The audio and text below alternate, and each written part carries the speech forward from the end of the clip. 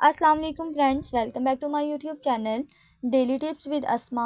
आज की इस वीडियो में हम आपको बताएंगे जन्नत नाम के बारे में अनोखी और दिलचस्प मालूमात।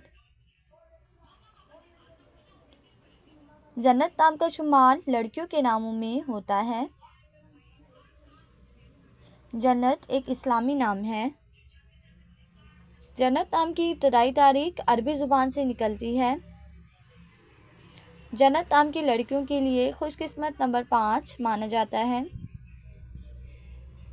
माहिरीन के मुताबिक जन्नत नाम की लड़कियां बहुत नादान होती हैं।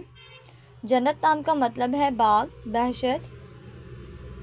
जन्नत नाम की लड़कियों के लिए खुशकिस्मत दिनों में एतवार और मंगल का दिन शामिल है। जन्नत नाम के अफराद के लिए मुवाफिक रंगों में हल्का सब, सुर्ख, जंगनुमा रंग शामिल है।